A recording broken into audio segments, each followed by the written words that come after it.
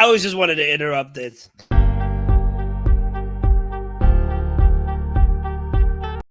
You know I'm the host, and I'm back. It's your boy Mayhem.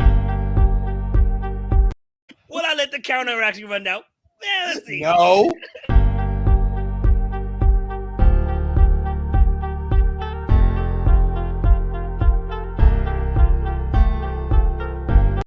Ladies and gentlemen, 2 minutes behind it is. Welcome to the Letter Nerd. This is the adult show for geeks, produced by Kill the Sun Comics. That'll change in a bit. I'm today's host, Mayhem Mike. Sir. And we're going to talk about Pride Month. You know, normally I like to do this a little differently, so here's what I'm going to focus on him. Don't focus on me. There we go. Hi, I'm Mayhem. And we're going to talk about the Pride Month. Yes, we is. Really quickly, if you don't know about the Pride Month, the purpose of this month is obviously to commemorate the people and the impact of lesbian, gay, bisexual, and transgender individuals who had a history locally, nationally, and internationally on our lives today. There's so many. And of course, joining me today, my host. Nah, let's not bring him in. Kat. Hi, Kat. How are you doing? It's a pleasure. I love your shirt. Good. Thank you. Gotta represent some Star Trek, all my fandoms, because one of the things about all of us is our communities are very inclusive. Yes. And I love that. You can be weird, you can be queer. We'll love you just the same. Right.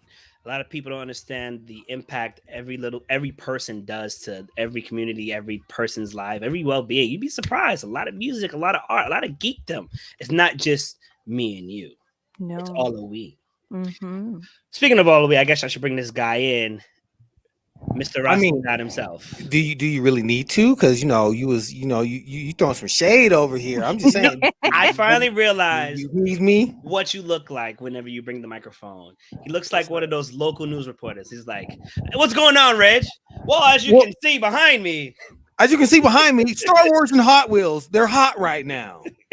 But there's a delay generally. There's always a delay. Well, it depends, because sometimes I bring it up and sometimes I just leave it down here. But when I really want to make a point, I bring it up to here so I can get my voice down low so you can hear the point being made. But man, and it's very monotone fact. Anywho, let's get this started. We wanted to pay homage. We wanted to shout out to some of the great geek influencers of Pride Month. And who's gonna go first? I think Kat with the hat. Before I begin, I would like to give a little recognition to this amazing hat that my friend Jamie Wilkins made for me. I usually wear them to Pride parades. Nice. I wanted to wear my Mama Bear shirt, but my son was like, "Please do not." So Star Wars it is. This is. We're going to have fun tonight because we always have fun, but it is a serious issue here. We are in 2022 and our queer brothers and sisters and everything in between are still under attack. And yeah, that sounds like a pretty serious word, but it's absolutely true. Their rights are being threatened daily. Their lives are being threatened daily. And just looking back in the research that I did on the character that I chose to talk about today, you can see how even people trying to have that kind of representation did it in a very, very flawed way. Like when we did for autism and we were talking about, Aquaman, and how they would rather have a character with autism over having an openly queer person because that was still rejected over at DC Comics. It's not a good thing. And here we are to this day. It's still pushing for them. Right. And as allies, that's our job, to push them forward. Everybody should be safe. Everyone should be free to be who they are authentically. And we got to do this all together. So now that I'm off my soapbox, I would like to speak about the character that I chose for today. If I can unlock my phone, thank you. Ooh, drum roll, please. I chose DC's first openly gay superhero, and there's a reason why I chose this particular character. His initial showing was very problematic, as you'll hear as I describe it. But then with DC Rebirth, they had a queer author um, give him new life. Mm.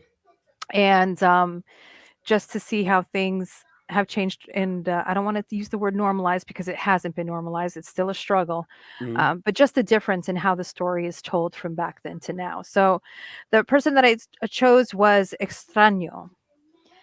He is, he was introduced in 1988 when the Guardians of the Universe prepared Earth for the next stage of its evolution, Mhm. and by endowing cosmic power upon 10 individuals who would shepherd humanity into a new era. His name was Gregorio de la Vega. He was a gay Peruvian stage magician, and he was able to conjure things, occultism, divination, illusion casting, and he became the leader of the Justice League Queer under DC Rebirth. So that's kind of pushing that forward. But as you can see, the difference in his look and his costume now, he was openly flamboyant. He referred to himself in the third person and called himself Auntie. He was Mm. used more as comic relief, very effeminate, um, not necessarily taken as a very serious character. And he was specifically brought out, as you can see here, to play very specific. Just like with any characters that are like people of color or just different in any shape, they're like cartoonish versions of themselves, like extreme versions of themselves, and of course, super problematic. Uh, he fought villains named Snowflame, who gained powers through snorting cocaine, and another one who caused his death, called the Hemoglobin, who spread HIV to people. Wow. Um, Wow. They got away with this? Did they this get was They did. They did. How? So New How? Guardians was canceled in 1989, and Extraño vanished along with it. But then there came in the shepherding of more gay characters: Obsidian, Infinity Inc., a member and son of the Green Lantern, Alan Scott, Tasmanian Devil, and Pied Piper, a reformed enemy of the Flash. And so, even though it was awkward and awful, he paved the way for a more diverse sexual representation throughout the DC universe. And now you look at, Batwoman and Justice League of America and Supergirl. They all have now queer characters. And in New 52 came out in DC Rebirth, there was a romance between Midnighter and Apollo. And so the author of that, he brought Gregorio de la Vega back. And if you go to the next one, I think the next one shows him what he looks like now. So the newer representation, he just dressed like anyone else. You don't have the flamboyance. You don't have the whole call me auntie. He's just a man, a queer man who ends up being married to the Tasmanian Devil of the Global Guardians, and they have an adopted daughter with wings called Surrey that they're raising in Peru. And he'd kind of given up the whole superhero thing because of how everything went down and how everyone thought he had died from the HIV exposure through hemoglobin. I still can't wrap my mind around that. And then he was in Justice League of America as part of Vixen's newly founded Proactive Justice Foundation, and then he became leader of Justice League Queer, which is a group of queer superheroes that defend people who are not only being targeted just in general, but most especially for crimes against the queer community. As representation of a marginalized group matures, part of the growth process often involves a reckoning with symbols and icons used in the past. And this reckoning is resolved in one of two ways. They can cast away these symbols and icons, denying their power, or they can reclaim them, giving them new meaning. And that's something that I love about DC right now, is that they have decided that, you know what, we're going to lean in on this. Queer people exist. There are good ones, there are bad ones, just like everyone else. right? And that is not that isn't the main focus of the story, but it is a focus of the story. Every superhero, we learn about their personal life, but that's not what drives the story. You know Right. what I'm saying? And by doing this, by having that representation and not using it for like pride points, I think that DC has really pushed ahead and been very openly doing very successful queer stories, and I am here for that. So that is my very brief wild story of Extrano. I love this pants. So Thank you. I was like, yes. It was amazing. Thank you for that. I still don't know how they got away with those Those villains, villains, right? bruh. As soon as you said the first time, I was like, that sounds like, oh yeah, that's exactly what I thought it was, and then it got worse from there. It really, like, as I was reading it, I was like, Expecting a big lawsuit, you know? I just, A big one. I know that people didn't know better, but they did. You know what I mean? Right. Like the They times knew. only, They knew. and They it's freaking wild to me. And they had to fight for that character to be made because DC had a hard no against queer characters, and they finally get the allowance to do it, and this is what they do: have him fighting a Yeah. You know coke what? snorting villain, and Let's not even give them any more energy. Let's move amen. on. Is that fine? Yes, I asked. absolutely. Let's keep it going. Kat, do you have any other characters that you want to share with us? No, I just wanted to focus on that one. All right, fair enough. Ra, Sun, God. Reg, tell me what you got. Show me what you got. did you say raw? Did you say it's raw? And you're like raw. Ra. You trying to put them their accent upon it? No, man, me don't do that. No. I hate you for that, but I understand. Ra. Hey, you said it. I was just that's what it sounded like to me, sir. I'm just saying. You know That's what? I it hate sound you. like to me. Where's the delay? Where's the delay? Button. I need the button. Push the button. Yes, I chose one character as well to focus on. He's one of the first characters that I knew to be openly gay in comic books. So that's why I chose him. And I also chose him because he's also one of those ones that is a no nonsense, not gonna take your crap type of person. And that's also why I like him because he's like, yeah, I'm gay. You're not going to make me not say I'm not, and you're not going to do anything about it because you can't. Mostly because he's one of the strongest mutants on the planet. So good luck with that. So who I chose is the sibling pair. Well, half of the sibling pair of the North Star and Aurora, Sir North Star, Jean-Paul Barbier. And he is a mutant with hypersonic flight and speed. So imagine if Quicksilver could fly. So that's who I chose. And then also, when him and his sister hold hands, they send out this pulse of light that will blind and nauseate and disorient, well, anybody that sees it. So don't look Twins at it. power activate. Yes. You know, yes, they're kind of sort of that. Yes, a little bit, but they can do things on their own, and neither one of them turns into water, like a bucket of water or an ice cube or an ice tray, whatever silly things that Hey, young man did. considering that ice cubes on the floor have caused many a slip up, don't be judging ice cubes like that. Right. I'm just saying, it's just, you know, Gravity works. one person turned into an awesome animal, the other one turned into water. Just saying. I mean, are we really gonna justify the Wonder Twins right now? Why not? Y'all And brought their it up. monkey? What was their monkey's name? Somebody tell me their monkey's name without looking it up. Gleek. I don't believe it. I'm It gonna is look Gleek. it up. He's right. He's right. It's Gleek. The monkey's name is Gleek. Yeah. What is you know what? Whatever. It's a geek with an L. That's what it is. Yeah, fair enough. Yes. No, I chose Mr. Jean-Paul because he's always been at the forefront for, you know, characters that are gay, for me personally anyway. And this scene right here, I chose this one specific. There was something happening to the gay community that he is in, and he figured this guy had something to do with it, and he wasn't talking. So, you know, what do you do when somebody's harassing and harming the people that you identify with, and he doesn't want to do anything about it? You pull a Right. Fly Con them Air. to the stratosphere and then you drop them. Yep. That's what you do. You fly them to the stratosphere and you drop them. I hope he cleared the landing. He Oh, did not. he He did did. not. But he pulled a Batman on it. He didn't drop him all the way. Oh, He dropped him and let him fall for a while. Because in this scene, he's like asking the question, "Where is this kid at?" And there's no air, so he can't talk. So he's like, "Oh, right, the atmosphere.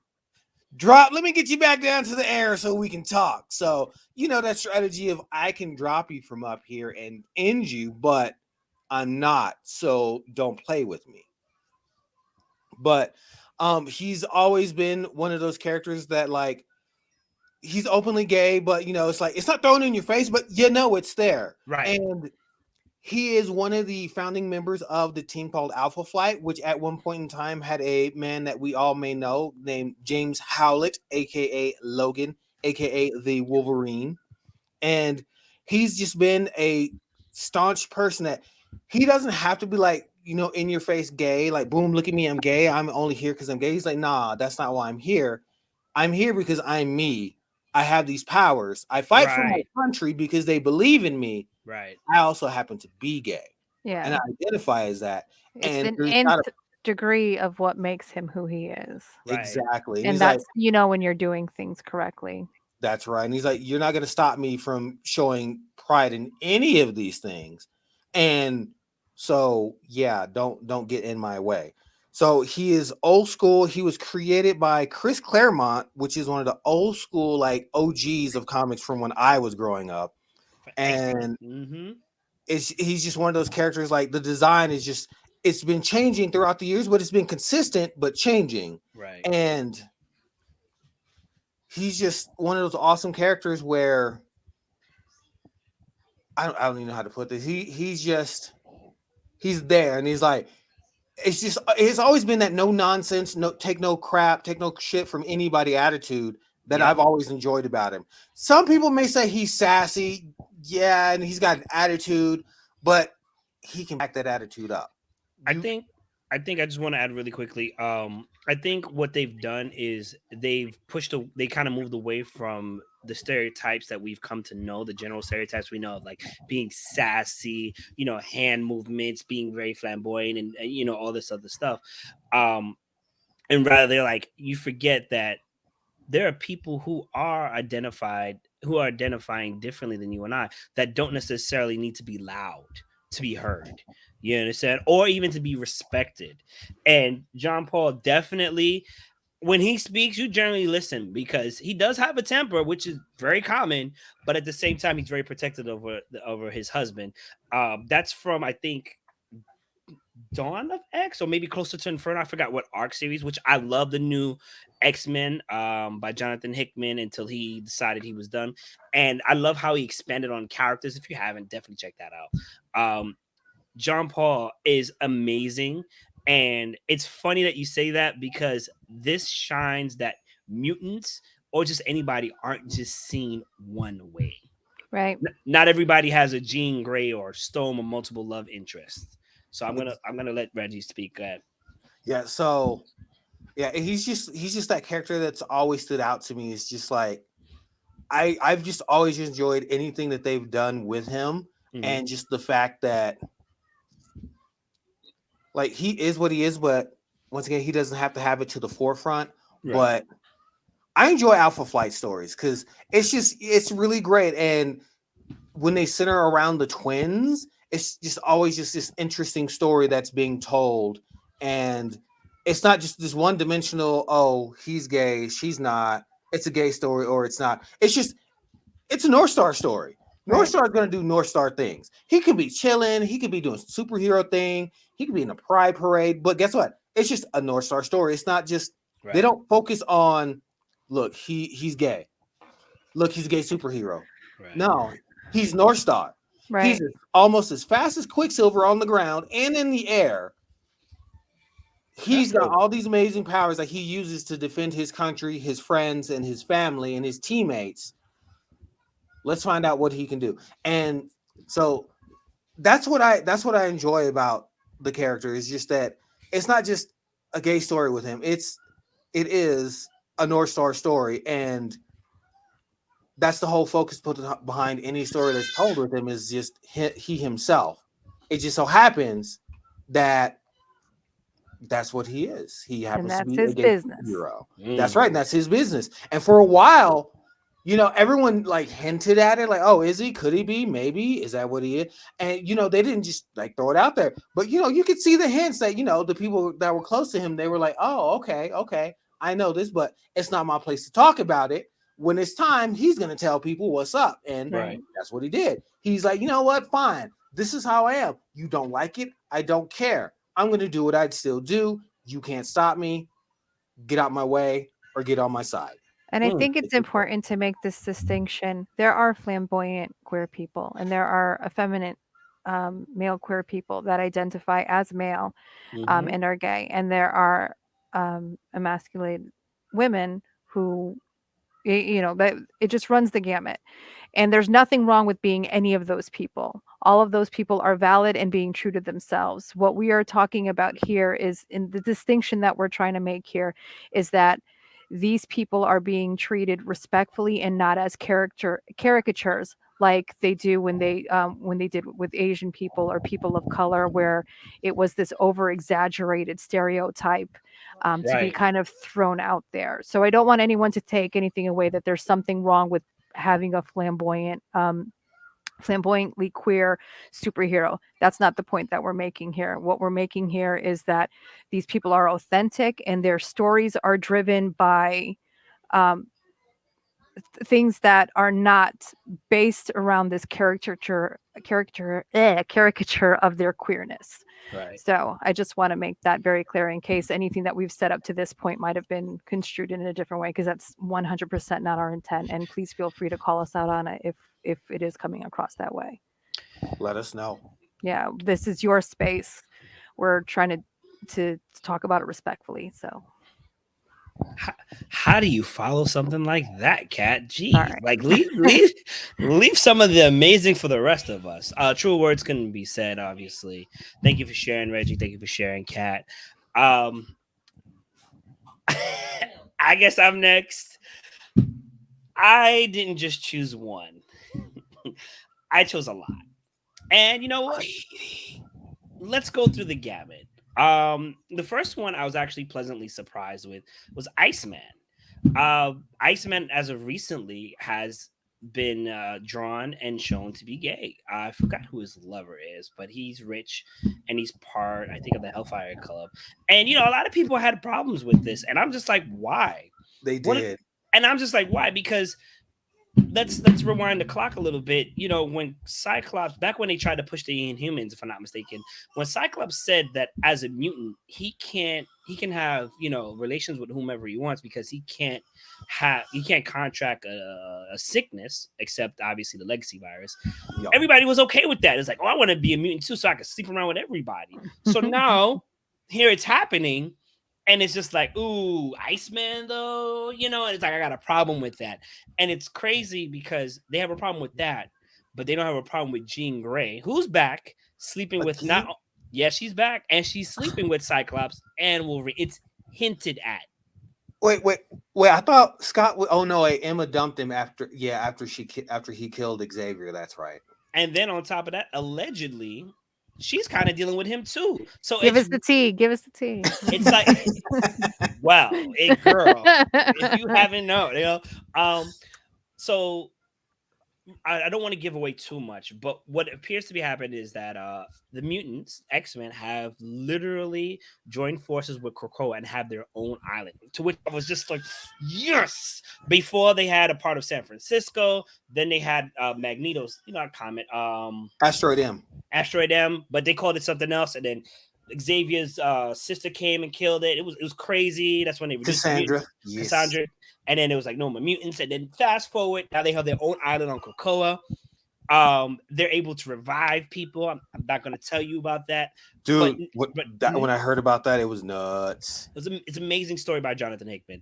But what's happening now is, like, when it comes to sexuality, it's a more open society, and it's readily accepted.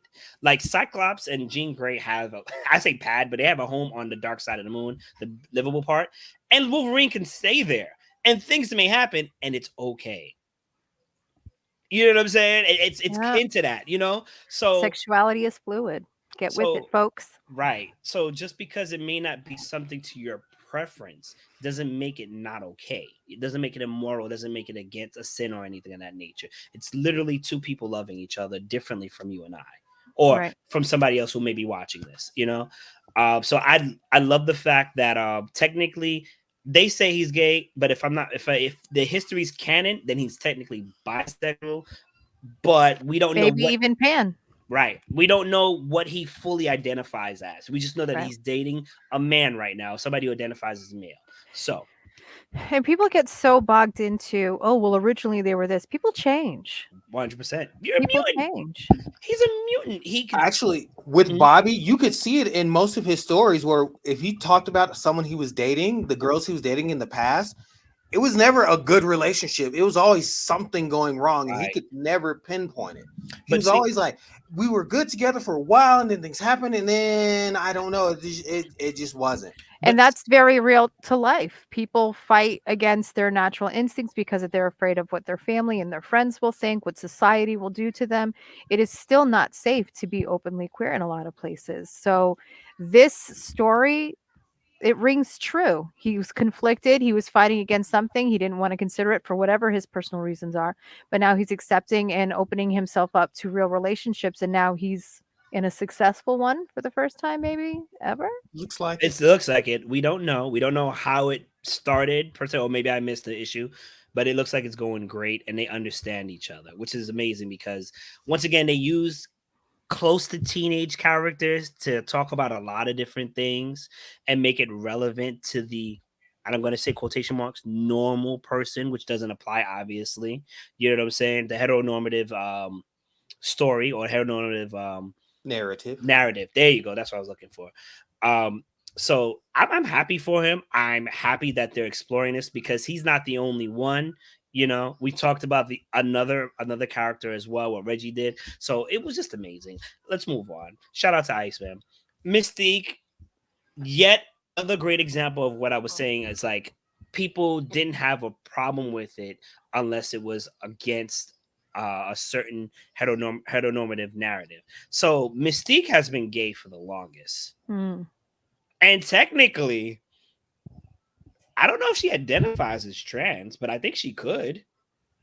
I think she'd be more non-binary, maybe. Yeah, I think so too. because she But can be anything. She can be whatever. she can Yeah. be whatever, right? So she could be gay, she could be lesbian, she could be bisexual, She can pansexual. present as male or female. She could do It's up to whatever her she choice. right. It's whatever she wants to do. But when she was locking lips with whatever male protagonist, all right. When she did it with the female protagonist, particularly Destiny, who we know, all right. But when Iceman did it, it was like, oh no. And it's just like it doesn't work like that. And that's always been the case. Women being queer has always been seen as sexy, and men being queer, not so much. And that's a piss poor attitude, I tell you. It's all sexy. Right. God damn it. So Iceman and Mystique are kind of, out of my list, are like the 1-2 punch of X-Men. They've been very prevalent. They've been very iconic characters. Iceman has been elevated to an Omega level mutant within like the last couple of years. As he should, King. And then Raven, or as you know, as a Mystique, has been shown in this story, a series of Jonathan Hickman, has been shown to be more prolific assassin, if you will, or espionage spy. So like they were like, yeah, you know her to shapeshift and whatnot, but you don't know how dangerous she really is. And when you read Jonathan Hickman's new X-Men, Dawn of X and all that other stuff, you'll see, even to Inferno, you'll see how amazing she is. More so towards Inferno. I'm going to skip ahead to the next person because Mystique is just awesome, especially in the X-Men movies. Yet again, I knew she was coming. I knew we were going to get her. And if I may be so bold, this Harley Quinn is a great character. Her relationship and her love interest is a very controversial but realistic thing. The Joker beats her, okay? and probably forces himself on her at times, and she accepted because she's a victim of abuse, more than likely. It's not fully written out, but there are instances in which the Joker has forced himself, and I'm not saying that R word, has forced himself onto other women. You know what I'm saying? I don't think other men. I don't, but I know of women in stories. So he's got these tendencies toward other people. Why would he stop on Harley? Okay, and for a lot of people, it was cool, right? And then she started dating Poison Ivy, right? And granted, maybe the Joker wasn't fleshed out. Maybe people weren't reading into it as much as whatever. She started dating Poison Ivy, and people started pushing back a little bit because of the masculine nature, allegedly, or masculine energy they got from it. But they loved when it was drawn sexy. You know, um, Harley Quinn, I think, being however she wants to identify, it seems she's lesbian now. Oh, I think that's the proper way of saying this, or maybe she's pansexual. We don't know. I think more or less not her sexuality needs to be discussed, but how she's a victim of abuse. She's And definitely trauma. right, Definitely Yes. trauma. and that is also something that's very fluid amongst everyone. You don't have to be gay, lesbian, heteronormative. You don't have to. You don't have to be just a type. It happens to everybody. It happens to everybody, and it's not talked about, and honestly, it's not dealt with as it should be. And I'm choosing my words very carefully because I don't want to incite anything. But Harley Quinn definitely for being on the Pride list because she's just an awesome character as well. She is. She's I agree. awesome. I think she's pan. I would say she's pan over bisexual, which I think kind of falls under the same umbrella. But she reminds me of almost like a Constantine, or if you're a Doctor Who fan, Jack Right. Harkness. Hmm. Be with anyone as long as they're pretty enough. Like, doesn't matter what they are, alien, human, cyborg, don't matter. They cute Fair, enough. fair enough. She is a victim of severe trauma. There's no way she would have stayed with Joker that long if he had not mentally broken her, and that's, I believe, what he was doing when she was visiting him Right. as a doctor. Right. Yep. And the relationship between her and Ivy is probably one of my favorite relationships, just period. And I think the biggest issue with Harley and Ivy's having that relationship is that so many people wrongfully worship that whole Harley Joker love story, Right. which So is bad. So bad. It's it's it, problematic, guys. I'm it's not not, gonna yuck your yum, but it's problematic and just it's trauma based. It It's ain't. it's not that good. It's not It's that not. good. but they'll It's say not a they're love story. but they'll say it's fictional characters If But it's a then they get fictional upset character, when then we why bring do you it have a up. tattoo of them on you? because Mm. it's relative. That's good. But let's move forward. I don't want to get on my high horse. Just Why yet. are they your wedding cake toppers then? If they're fictional characters, Yeah. let's normalize not loving trauma-based romances. Let's Yes. normalize that. Fair enough. So Or one of my favorites. Jonathan Kent, when he came out, and honestly, I haven't read him being into a relationship with a girl, so I'm going to identify him here as gay. And it's obviously it could change. Somebody could retcon what I'm saying, or somebody could easily point out they were in their tidies of whiteies. Who did this upset? Because I love the way DC did this one. They didn't The say heteros were Connell. upsetteros. They didn't say, That is amazing. Connell or Jonathan Kent. They said Superman is gay. They left it at that. The flames that I saw erupt on the internet. I'm like, bruh, get over it. Superman can like whoever. It's Lois Lane and Superman.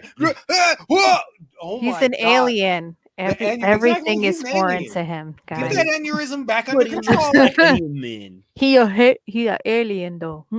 The I was like, heteros dude. were upsetteros. I love The it. heteros were upsetteros. But this isn't the first time. I didn't include this person on my list, but remember, Tim Drake's Robin was also identifying as bi, and you know what? Not for nothing. If you're in spandex all the time, I can see it happening.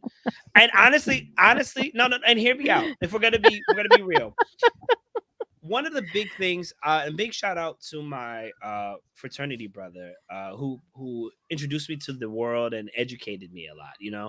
Um, one of the things is too, like, sometimes you want to explore. You get tired of certain things, you get tired of the normal, the narrative, whatever, and you do other things. You don't think Batman is bi? You know, I think he's experimented. I think at some point in time, it's just because he sells so well, they don't refuse to write a story in that he's sleeping with a lot of women. I mean, recently he's kind of tied to Catwoman. They're not officially married, but he's tied. But like, he slept with a lot of women. You don't think he got tired of like maybe sleeping with all these women and just said, you know what, Bane is looking kind of chunky today, or however, maybe he wanted to try something new. Whatever. I'm making it a joke, but at the same time, I wouldn't put it past him and I would totally accept him as he is. Jonathan Kent is what I was deemed gay until proven otherwise. And I think it's great, because not all powerful superheroes have to be straight. Right. Not all popular heroes have to be straight. Let that baby talk. She can talk, and I think this was great because now people have to accept it. Yeah, you can stop buying the comics, but that's not going to stop it. They tried to do that with Miles Morales because he wasn't the Spider-Man Peter Parker because he was black and Puerto Rican. But guess what? Miles is still here. Let's move on to the next one, shall we? I don't want to get on my horse. Every time I try to leave the horse comes in, and here I am. Whoo! Kat, do you know who this is? Because Rod doesn't know this. That's Lestat. Nope. No, it's from the Vampire Lestat, but I don't remember his name. It's from Interview with a Vampire. Yeah. From the series by Anne Rice. Yes. I don't remember his name. I know it's Antonio Banderas, and yes, I know that, but I can't remember his name. Do you want to pass it to Reggie one more time? Reggie, do you remember? Granted, I've watched this movie twice, but just twice? I still don't know who he is. Armand. Wait, Armand. Yes, I know who he is and where he's from, and so back in the 90s, where we were all buying like Anne Rice books, and I'm forgetting all like those big bestsellers from the New York Times, whatever. We had Interview with a Vampire, great movie. Tom Cruise, Antonio Banderas, Brad Pitt, with Kirsten Dunst, to name a few. I forgot the whole cast. It was an amazing movie. I wish they came out with a part 2 if possible and continued it. But they also hint upon vampire sexuality. Kind of like the hidden undertones, especially in games, is that vampires are generally pansexual or bisexual. I would say pan. I would say, yeah, pan for sure. So, but they always got great hair. I mean, like, you look at Antonio right there, like, that man looks beautiful. That I don't know, and it's funny too, because if I could be so bold, hairdressers, right? Hairdressers and makeup artists are like rare in Hollywood, right? They, especially in certain movies or people of color, they don't get it right. This man looks beautiful. He came into my house and said, I would like to drink your wine, and I'd be like, just spare the kid. You know what I'm saying? Like, just spare the kid. If you gotta take the lady 5, but come on. He's beautiful. And it really encapsulates that aura of mystery and sexuality. You know what I'm saying? Look at his set. Look at that set. Yes, I was gonna say that, but those nails, oh man. Antonio, I'm sure you've heard this. If you literally put a concert on with just that look, you could just say one thing and we would flock. We would flock. We would just, I'd throw my man bun at you. Like, take it. And Antonio Banderas had such an elegance about him. He did. He does. In that role. Had? When I say had, I'm talking about movie. He played this role specifically very effeminately. Yeah. Yeah. There is a fluidity and a grace that he does in this role that I have not seen every single movie that he's put out since then. But I would say 99% of the ones that I have seen him in, he's not walking around like this. So that's what I'm speaking to specifically. The way that he played Armand. That man is sexy. I'm sorry, he's And you beautiful. could see why he was the most beloved, and like everybody was in love with him in the books. So I just want to add on that once again, when it comes to vampires, you can even look at Castlevania, look at some of the way they draw the Mhm. characters. You know, sure, their skin is milk white, but their features are definitely, I would say, effeminate as to their pansexuality.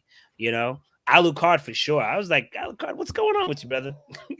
You know, all right, I'm with you either way. Let's move forward. We got to kill your pops, Oh my god. Yeah. Yay. Yes. Team Rocket in the Jesse house. James.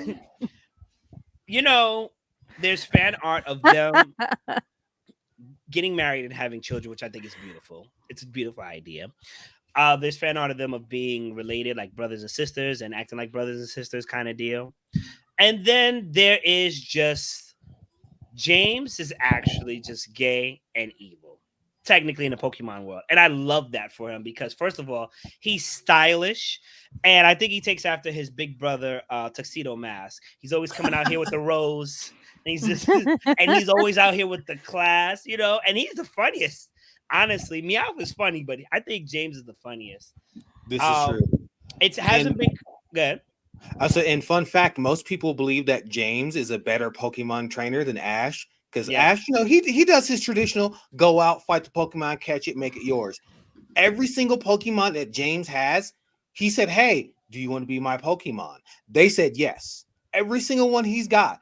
He didn't battle them. He didn't do anything. He's like, "Hey, you want to be my Pokemon?" And they all were like, "Yeah, yeah, I'll be your Pokemon. You're a cool guy." Further proving consent is mm, key. fair enough. This Consent is makes true. for better relationships. I love Digimon better than Pokemon anyway. I feel like Pokemon is really just taking creatures and making them your slaves. But you know, we're gonna move on from that. It's not about them. Uh, it's the truth. And you know what? I'm mad at Ash anyway because he Gotta left release them Pidgey all. buttered free. Like, come on, man. You let them all go. You could have went back for them at some point. Anyway, supposedly he's dead anyway. It's not confirmed. It's not confirmed, but I think it's fair to say it's heavily hinted at. And you know, in anime, what I will say is, although the sexuality undertones are generally prevalent and present, you know, you can kind of tell, like when they want to draw or have an artist in a certain way, they may not say, but they know, you know. Um, The beach scene. if The if beach scene. if Pokemon was an R-rated um, anime, I think we would definitely have our answer, and hopefully it wouldn't be in a non-violent way, you know, because sometimes it gets very actiony and whatnot. But you know, we would have our answer, and it'd be dope. You know, I'd love the fact, I love that for James, and even if he's not gay, the fact that he has such flair, I'll stay away from the flamboyant, just flair about him in class. It's amazing. Let's move on to the next person. Yes. So when I got the list of what we were doing this week, of course, him, which is so ironic from Powerpuff Girls, had to make it. Who speaks like this? But then when he gets angry, he talks like this. Like, that's my best impression. Technically identified as transgender, and still with those, I want to say thigh high boots. Amazing, amazing. This character was amazing. If you haven't checked out Powerpuff Girls, definitely do so. Him was a great character, and it's funny because we all loved him in this, and I don't understand why, but nothing else. But it was just like he was powerful. In fact, he was the powerful villain for the Powerpuff Girls to face, and he was just awesome. He In his was. little sexy Santa suit. I just loved his entrance and the red couch he was generally on. Let's move Mm. on to the next person, please. It's a Disney movie, so Mhm. technically no. But here's some interesting thing I found Is out this about the Ursula. theory? If you look it up, the writers were influenced by Harris Glenn Milson, Oh, right, the drag queen. Yes. the Right, drag right. queen of all time, Divine. Divine. And I don't know too much about Divine, but I know Divine had a crazy impact on the LGBTQ community. Sure. He was definitely in a lot of acting roles. He was in Roman Candles, Eat Your Makeup, the Diane Linkletter story, Mondo Trash Show, Multiple Maniacs, Pink Flamingos.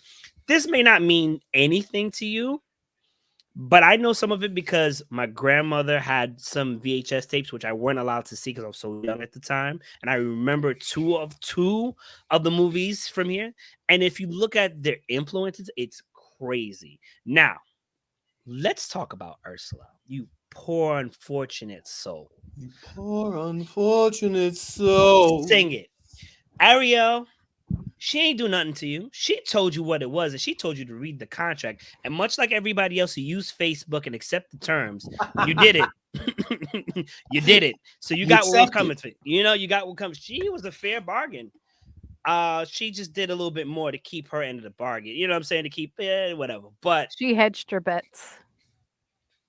I will say this: Ursula is with the exception of Scar, animated wise, is probably in my opinion, the best villain of Disney. Now, unanimated, maybe Maleficent. Back to animated, maybe Cruella. Nah, Ursula. Ursula just had it, and you know what? She's she's charismatic. But was she really a villain though? This She I was told you to about read the to contracts. I was She about said, to say I am a that. sea witch. You know what I'm about. Read the she told every single one of those mer people, read the contract. If I Don't could, sign it if you don't like it. before This you is go, I actually want the origin story that I'd like to see. We've gotten Maleficent, we've gotten Cruella. Tell me how Ursula, because there is a theory out. I don't know if it's a theory or if yeah, it's canonical, but that she and Triton are actually siblings. and that they got into beef, and then he turned her into an Right. octopus. Yeah, So she is, I don't want to say what she did was right. All I'm saying is I understand the motivation. listen, she's impactful. She's one of my favorite Disney characters of all time. And the fact that she was inspired by somebody who was in the community, who was like famous, you know what I'm saying, in the community history, like that's amazing to me. And we wouldn't know it unless we look into it. And that's the worst part about that is that I would say if you're part of the LGBTQ and community and you're friendly, adjacent in a sense, you wouldn't know who inspired Ursula. You would just think, oh, they just came up. And if I remember correctly, the intention was to have Divine voice the character, But Divine passed away, right? unfortunately. So, but still, I still think they should have said something about it. Oh, And maybe, absolutely. and maybe, Agreed. Agreed. maybe I missed it. Maybe it's in the credits later. I doubt it. I But don't think it's part of the credits. I don't think so either. Once again, it wasn't part of Disney's narrative at the time. That was my list. I loved making that list because I took a look back and I realized how influential those characters were. Shout out to Ursula. I'm sorry. I love evil characters that have substance to them. You know. She's not evil. She's just misunderstood. Okay, Jessica Rabbit.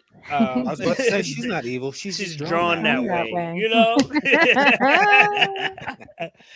know. Thank you to the people of the LGBTQ community continuously for your efforts, for your activism, for your friendship, for your partnership. Shout out to I don't know if he wants me to say his name, but shout out to my fraternity brother. It's been a while since we talked, but I've always enjoyed having you as a brother. I've learned so much from you. Thank you for including me in your community and your events. I got to see the houses battle in West Fourth when it was big. First time ever. We've had great shows come out of it. What was the stupid show? Oh my god, was it Raise? Oh my goodness, I'm gonna mess it up. So there's a show about the LGBT community that came out, which was amazing. Obviously, we've had great Are you talking about people. Pose? Was it Pose? It might be Pose. I think there might be another one too, but I With Billy apologize. Porter? Yes, and yes. I'm just gonna say Pose. yes. Okay. We've had great contributions in fashion, in music, in all aspects of activism. So thank you. This month is for you, and we wanted to recognize you for sure. I'm gonna shut up now and let the others speak. Thank you for your time. Thank you for my TED talk. Now, what exactly are you expecting us to follow that with, sir? You just ran down that list and just spouted your You said all you said. awesomeness. I was trying to be like Mia. Mia was like, be like Cat. And Cat was like, be like Reggie. And I was like, maybe not Reggie. I'll be like Cat. Bruh. Bruh. Bruh. Bruh. Sir. Sir. um, Reggie, is there Oh, something that you wanted to say? I want to. Reggie, speak on this. Oh, Lafayette and True Ooh, Blood. this woman, Amazing. she loved, like, she showed me the scene that made Lafayette, like, be as popular as he is. She Oh, the showed me that restaurant scene, scene. and yes, the restaurant scene. I was like, bruh, okay, I see why you love this character. And yeah, she had he still been alive, she would have probably gone to any comic convention that he would have been at. Yeah. And she just loves him. He is her favorite character from the show.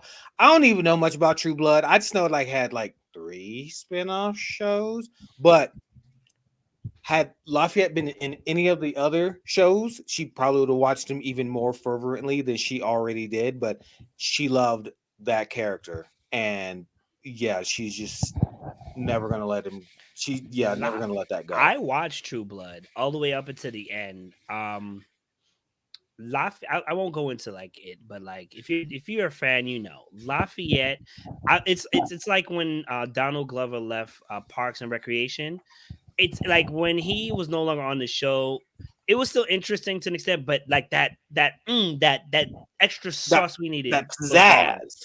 Was gone. He was an amazing actor. Lafayette was an amazing actor, and I would have loved to meet Lafayette 100% in person, just to meet and see him in work. Um, Once again, I'm done talking. This is my TED talk. You're never done, sir, and that's okay. That's okay. Be who you are. Be who you are. Reggie, did you want to say anything? Um, no, I am all tapped out. It's just, well, yes, and I say that, but I'm gonna be like Mayhem. Oh no, I'm done talking. But by the way, well, no, yeah, it's just, it sucks for the way that the community is treated, and my oldest kid is a part of it. They and their partner are, and the fact that they have to keep it hidden and they can't express themselves the way they want to. And I've got this really awesome friend who's a part of it, and his cosplays and his drag, and it's awesome. And I just want to see these people not have to hide from the rest of the world, because I can see them as these flowering, glowing, wonderful creatures that they are. And I'm like, go forth and shine. And they can't shine. They can kind of sort of glow. They can kind of sort of flick the light switch here and turn it on here, but they can't shine the way I know they want them to shine. I want them to shine the way that these characters that we talked about today shine in their books and in their shows, and just shine and be that bright light that I know they can be, and not have to be hidden behind the veil of, yeah, yeah. It definitely was Pose. I don't know where I got raised from, but whatever. Billy Porter, by the way, amazing. Yes, I love that show. Amazing. I need That to show is finish amazing. it. Anyway, Anyway, he's on uh, Sesame Street. Killed it.